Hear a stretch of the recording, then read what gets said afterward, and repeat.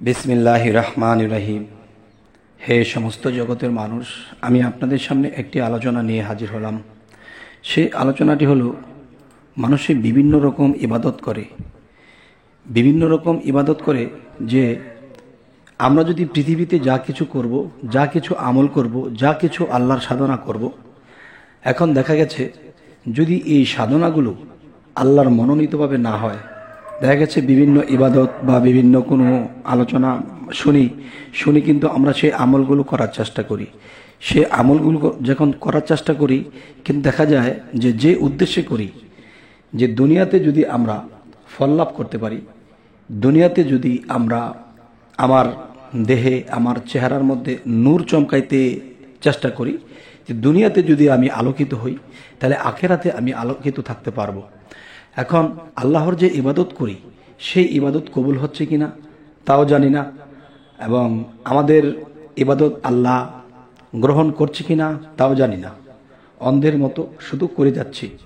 কিন্তু একটা জিনিস কি, আমরা বিশ্বাসে আছি, আমরা সেই বিশ্বাসে করতে থাকি, কিন্তু দেখা যায় বিশ্বাসে করতে থাকলেও দেখা যায় যে ফলাফল তেমন দেখি না। একটি কথা আল্লাহ বলেছে,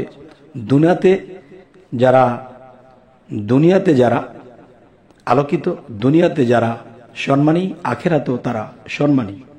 এখন দেখা যায় আল্লাহর বিভিন্ন ইবাদত ঠিকই করতেছি, কিন্তু মনোবল লাগে না, যে মনে হয় আমার ইবাদত আল্লাহ নিচ্ছে না, মনে হয় মনের মধ্যে একটা দ্বন্দ্ব রেখে সবসময় চলি। কিন্তু দেখা যায় যে সেই ইবাদত কিন্তু আমরা নিয়মিত করছি, যখন কোনো ফলাফল দেখি না, যখন আমরা নিরাশ হয়ে পড়ি, তখন কখনো ইবাদত থেকে আমরা বৈমুখ হয়ে থাকি। তো ইবাদত থেকে যখন বৈমুখ হয়ে থাকি, তখনও ভালো লাগে না। এতদিন করেছি, এখন করতেছি না, যাক ইবাদত করতেছি, আল্লাহকে বিশ্বাস করেছি, রাসূলকে বিশ্বাস করেছি, এখন আমাদের ইবাদত হোক বা না হোক, আমাদেরটা আমরা করে যাই।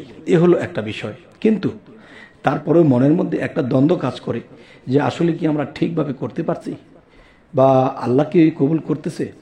মনের মধ্যে এরকম একটা গোলাটে নিয়ে যখন চলি, তখন আল্লাহও কিন্তু আমাদের উপর বেজার হয়, যে দেখো আমাকে ডাকে ঠিকই, কিন্তু আমার উপর তাদের বিশ্বাস হচ্ছে না। আবার কখনো বিশ্বাস আনছে, আবার কখনো আনছে না। এরকম অবস্থাতে যখন আমরা চলতে থাকি, তখন দেখা যায় আমরা ইবাদতের যে একটা সীমানা আছে, সেই সীমানা পর্যন্ত পৌঁছতে পারছি না, আল্লাহও বেজার হয়ে আছে। তো আল্লাহ বলেছে, তোমরা যদি প্রমাণাদি না পাও, তোমার চেহারায় যখন নূর চমকাতে, যেই ইবাদত করতেছো, যেই নূর তোমাদের চেহারার মধ্যে চমকাইতো, সেটা চমকাচ্ছে না, কিন্তু দিন দিন নিরাশ হয়ে পড়ছি, কোনো ডালকুল পাচ্ছি না, তখন কিন্তু আল্লাহ আমাদেরকে আগেই জানিয়েছে, দেখো আমি 99টি নাম আমি তোমাদের সামনে উত্তোলন করে ধরে রেখেছি। এখন এই নামগুলো যদি তোমরা জপতে থাকো, তাহলে দেখবা যে তোমার ইবাদতের কি ফলাফল তুমি পাচ্ছ কি পাচ্ছ না, তা তোমরা বুঝতে পারবে। আলহামদুলিল্লাহ।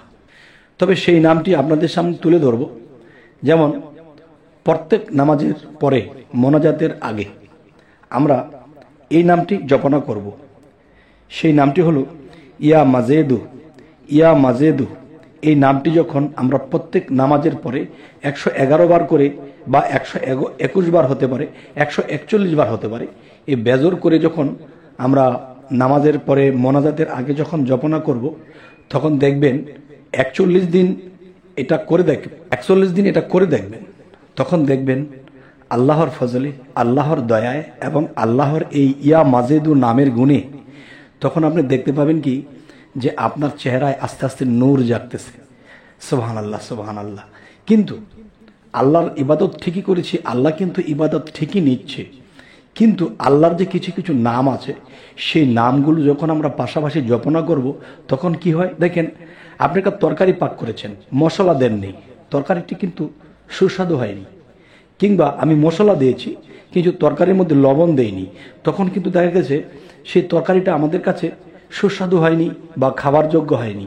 এত দামি দামি জিনিস দিয়ে আমরা পাক করেছি, তারপরও স্বাদ লাগছে না, তখন আমার নিজের কাছে তো স্বাদ লাগে না।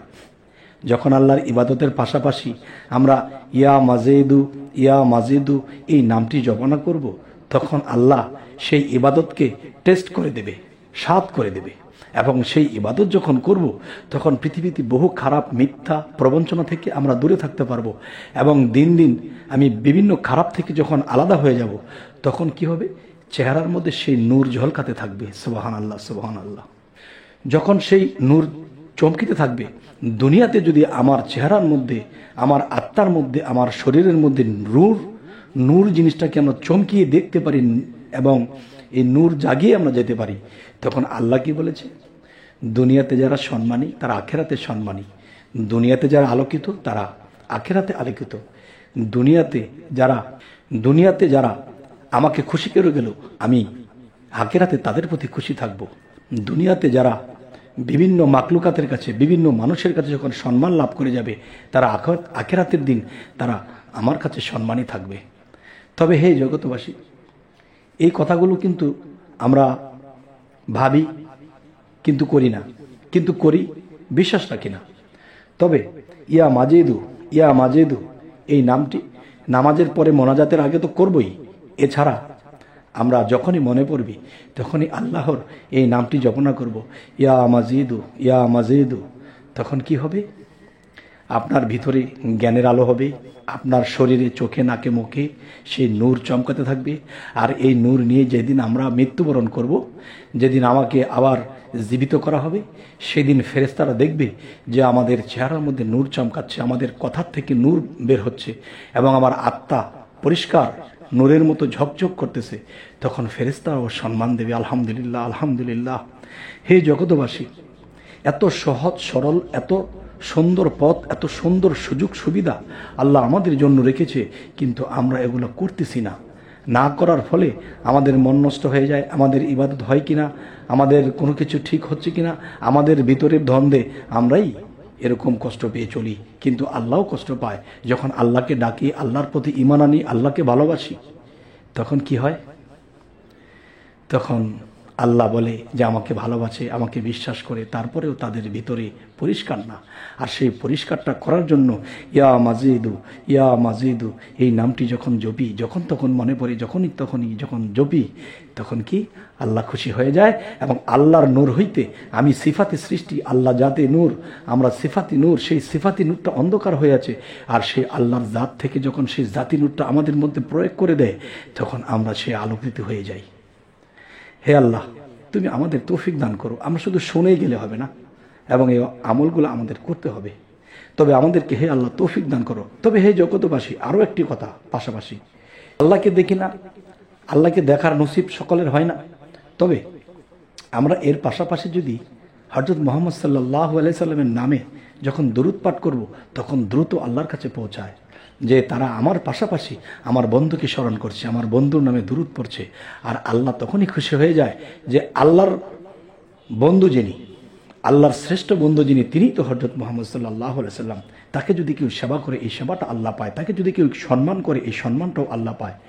তাহলে আমাদের এই জিনিসগুলো যদি আমরা ক্যাপচার করে চলি এবং আল্লাহর 99 নামের দিকে যখন আমরা লক্ষ্য করি, তখন কিন্তু আমরা অবশ্যই আল্লাহ পর্যন্ত পৌঁছে যেতে পারবো ইনশাআল্লাহ। এবং মৃত্যুর আগে এবং মৃত্যুর পরে এবং হাসরে আমাদেরকে সমস্ত ফেরেশতারা নূর চমকিতে দেখবে। তখন এদের হিসাব নিতে যাবে, তাদের সাহসেই কোলাবে না। ওরে বাপরে, এ তো আল্লাহর নূরে নূরান্বিত হয়েছে। সুবহানাল্লাহ, সুবহানাল্লাহ। তবে হে জগতবাসী, আজকের পর থেকে অবশ্যই আমরা এই নামগুলো জপনা করব।